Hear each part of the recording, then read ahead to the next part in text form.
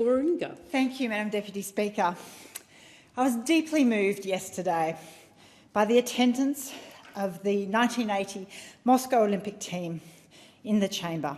And I thank the Prime Minister for acknowledging the incredible sadness and weight the actions of our nation and the politicisation of the participation in the Moscow Olympics had on so many people.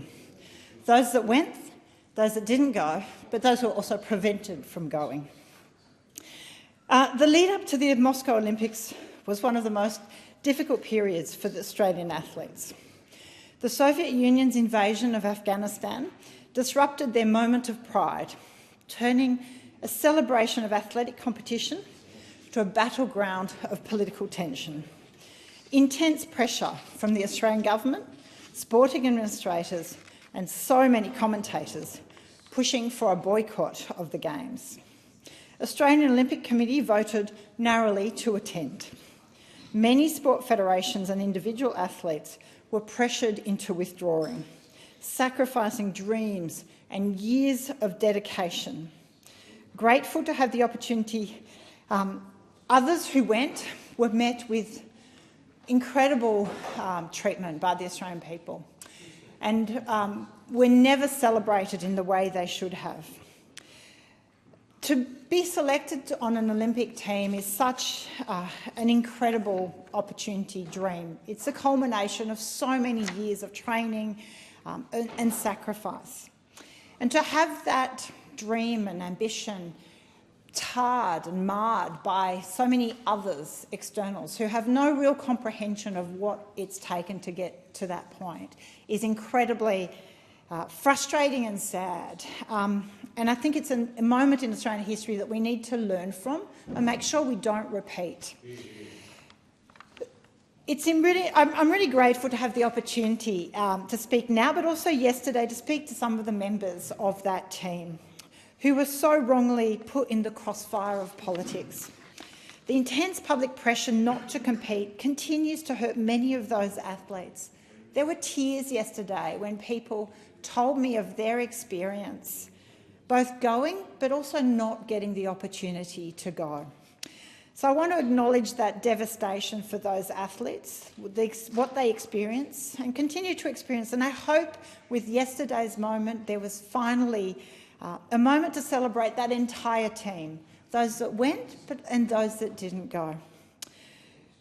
I talked to one member who spoke of being part of the women's hockey team. It was going to be historic, first ever women's team to participate, and they were favourites to do very well. And a week before they were due to go, the Federation made the choice that they would not attend, that sport would not participate. She had a uniform, she had the Australian Olympic blazer, the whole kit, and was never able to put it on. She was in tears talking about it. And even yesterday, she wasn't sure whether she should have been there, whether she belonged in that moment of recognition, because we were also pointing out to the lack of welcome home that we gave the athletes that did go and participate. So yesterday was a moment for that whole team to finally feel united and recognised as a whole team, and to thank those that did Australia proud, and in particular to celebrate the incredible sporting achievements as those that competed. There's been a dark shadow that was cast over those Olympic Games, and it should not reduce the success and the efforts of the Australian team. The team came home with 9 medals, 2 golds, 2 silver and 5 bronze. 2 gold were in the swimming for Michelle Ford in women's 800-metre freestyle and the men's 4x100-metre medley. Australia's first gold medals since the Munich Olympics of 1972. This should have been a cause for celebration, and I can't help but wonder what would have been if we had had the full team there. There was no fanfare, no welcome home parade, and our athletes were shunned by sections of the Australian public. That is shameful, because that is the public that is putting upon them their feelings, and it's just not, it just should not happen. As an Olympic athlete myself, I absolutely know the sacrifice and the dedication you have to go through to qualify for the Olympics, what it requires, the perseverance through many highs and lows.